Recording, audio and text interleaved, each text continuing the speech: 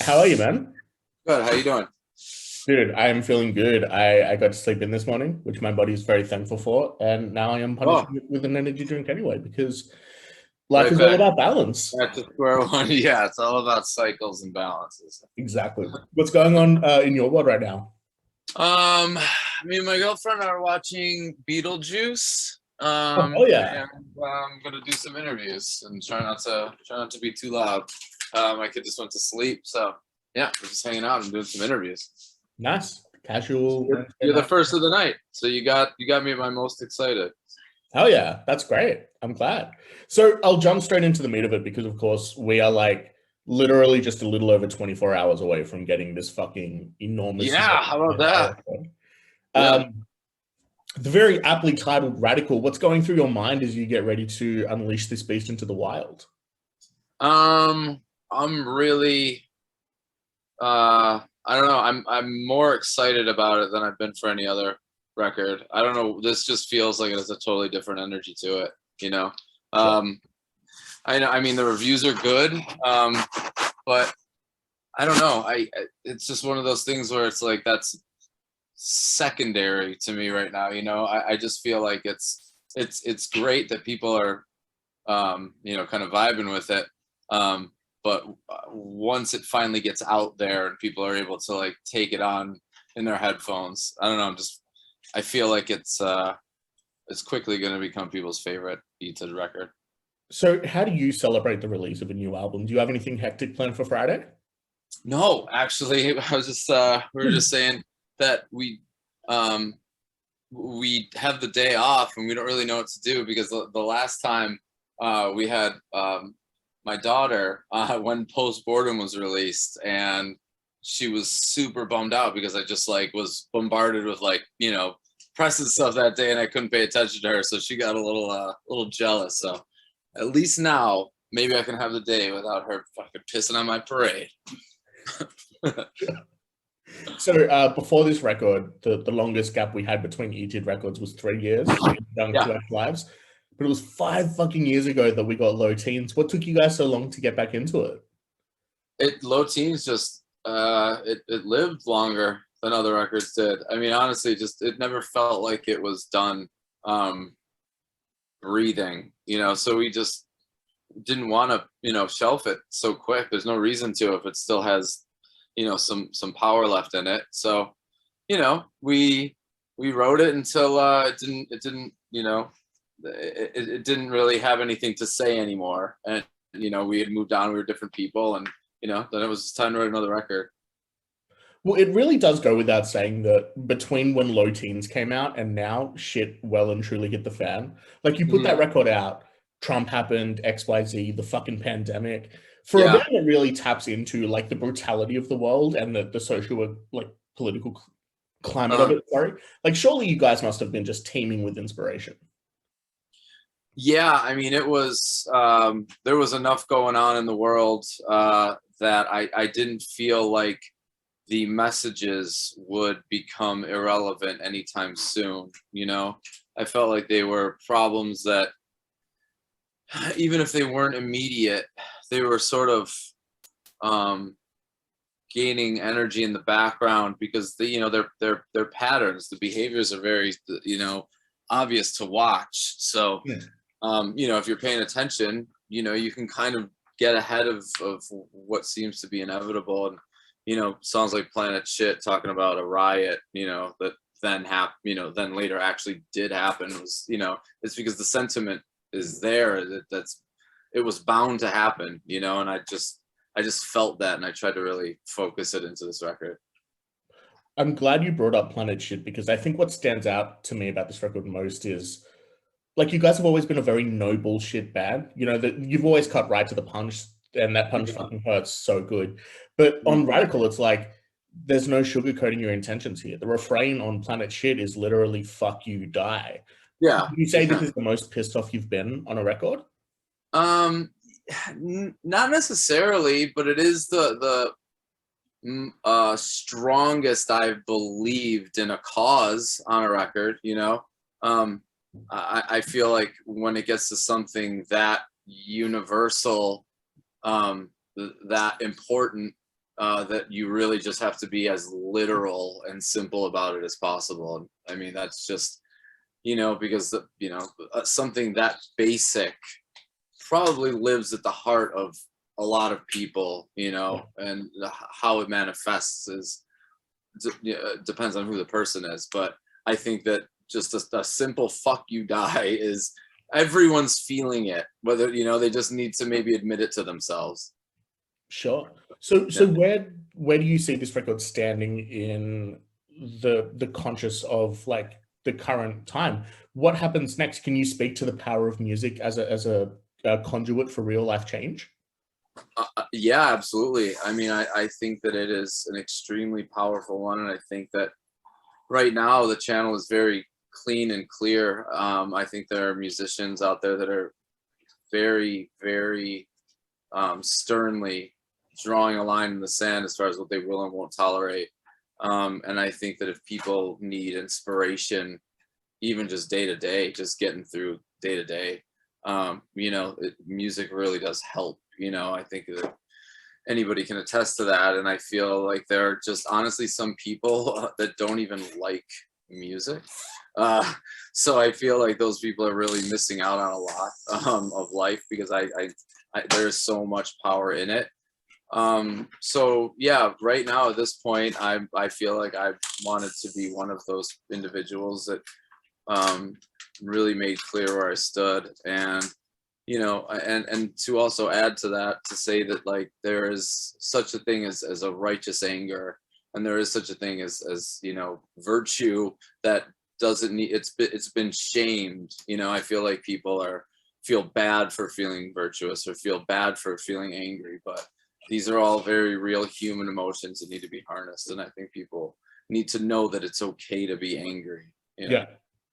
It makes me think of that, like, in the past decade or so, like social justice warrior has become an insult. And it's like, if you really think about it, what is bad about being a social justice warrior? You should want to be a social justice warrior. You should Exactly be a social justice crusader. I mean, don't let them take that from you. I mean, that shouldn't be an insult. And like I said, virtue signaling. Yeah, signal your virtues, because other people need to find you. You need to bond with other people and get those connections going that make the numbers have strength. There's strength in numbers. You can't just have numbers. You need to foster your own strength. So I think that people sort of connecting, even if it is just through a band forum, whatever, just get these people together, and use that, harness that anger that is harnessed so well in mosh pits. Fuck yes, exactly. The political power of mosh pits is like, we need a political fucking mosh pit right now. That's what we need. That's what we need in Congress. Yeah, just set all the desks aside, get them all in there. Let them mosh it out. We'll play it. They can mosh it out. Fuck yes. As far as ET goes, though, like it's kind of tongue in cheek too, right? Like at face value, this album is called Radical. It has this cheesy Technicolor 80s aesthetic. Is it important for you to not take yourself too seriously? Absolutely. Yeah, absolutely. I mean, I think that I think it's very unfortunate, but I think that like true humor has just disappeared. I mean, I feel like it's people laughing at sadness too much and really laughing to cope instead of laughing to transcend.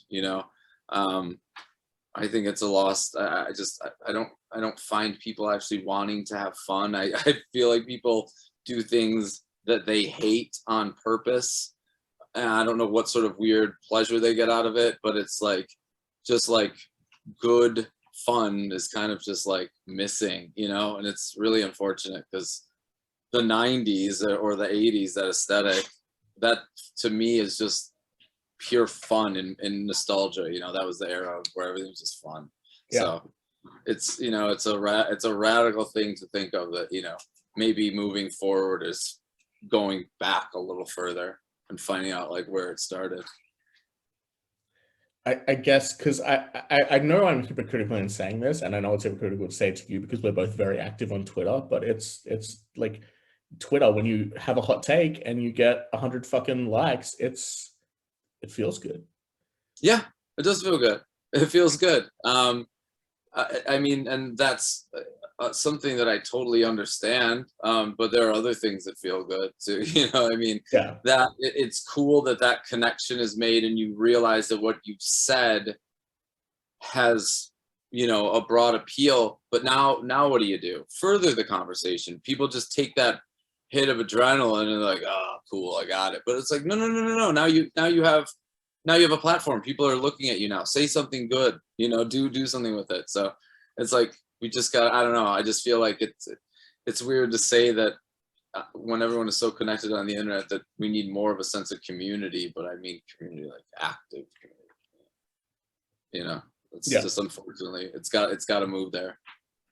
Well, I think with the balance of fun and like seriousness on Radical, there could be some crossover where it's like the political anger groups that you meet on Twitter meet up and go fucking bowling. Go to the Right, punch it. dude. Right. I mean, honestly, it's like, you watch any Disney movie, any Pixar movie, and it's like the way that the kid counteracts the scariness of the monsters makes the monster laugh. It's like, I don't know, maybe if you didn't fucking take it so seriously, it would go away in a sort of emotional sense. You would not carry the baggage of something that you were powerless to be responsible for. So yeah. Totally. I wanted to talk about one track on this record in particular, All This and War, because not only does it feature Josh from 68 in the hardcore cameo event of the summer, but I've seen a lot of people call it the core of the record. Like all the songs on this record are huge and they all stand out for their own reason, but this seems to be one of the songs that really stays with people. What is the origin story for All This and More? To be honest, I don't really know. I wrote it very naturally. It wasn't a very necessarily difficult song for me to write. It sort of came together pretty quickly, and it sort of felt like a nature versus nurture idea of like, how responsible are we? Like what sort of ancestral curses are we carrying, sort of thing. I guess that's the intention of it.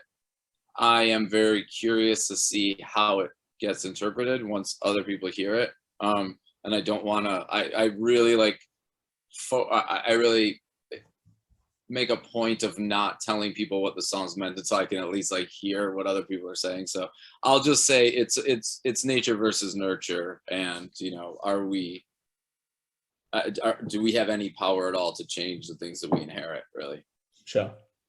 So we go from that track, this visceral, fucking vicious explosion of anger and angst, into what is ostensibly one of the softest, most slow-burning Eat It songs in history, Things with Feathers. Where did that one come from? That is a song about, kind of to and from and about my sister, Jacqueline, who had passed away in 2016. So yeah, it was just, Jordan wrote a very soft, gentle song. And, when they had put it together and brought it to me, it just kind of, I was like, oh, this has to be about her, because she had just passed a few years before. So, it's just kind of an ode to, and we just shot a video for it too. So the video will come out tomorrow. Awesome. Right? Yeah. Friday? Exclusive news. You heard it first. Fuck yeah. Yeah, there'll be a video for that song tomorrow. Stoked. Yeah. Put my eyes around that. Yeah. So I got to go off script for a second because, and I don't want this to come off as a backhanded compliment because like I'm a huge Every Time I Die fan, but as far as your projects go, if Eat It is like a 10 out of 10, in my opinion, The Damn Things would be a 40,000 out of 10. Oh, thanks. Please tell me there will be a shorter gap between album 2 and 3. I really hope so. I really hope so. It's all, that's Joe's baby. So he really, is at the helm of it, and he's doing a lot of writing right now in LA. Like he's getting like shows produced and stuff. So his life is going taking a strange turn away from music. So I'm between Fall Out Boy and The Damn Things, I don't know how much time he's gonna have for it. So fingers crossed, man. I'm with you. Fingers crossed. I want to hear another one as a fan. Yeah, of course. You Yeah. guys almost did Australia on the High Crimes tour. What happened there? I know it. It was they got. Oh, I think that's when Fall Out Boy had got another tour. Were they doing a bigger tour back then? I want to say Weezer, but they just went on tour with Weezer. They got offered. Mega tour. Yeah, they got offered something that they couldn't turn down. So, unfortunately, we had to stay in the States. But I'm dying to get there with them again. It's so much fun. Well, I don't know how much you could strain your vocal cords in the one night, but if you ever felt like doing an Damn Things co-headline tour in Australia, I promise you, we would be absolutely fine with that. I'll do I could do like one double band show per week. So it'd be like, I'll do Sydney, and the next week I'll do Perth, and the next week I'll do Adelaide. But man, that would kill me. That would put me down for a while. Worth it. I mean, for us, probably not for you. Yeah, no, I'll do it. I'll still do it. Okay, that's on the books. That's on the cards. Cool. We're doing it. All right, cool. I think I'm all out of questions. But is there anything else you reckon that the great guys, gals, and non-binary pals of the faction ought to know about Radical? I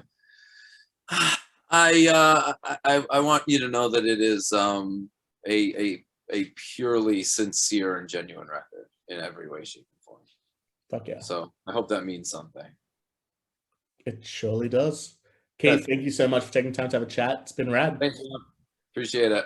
Take care, man. Have a great rest of the night.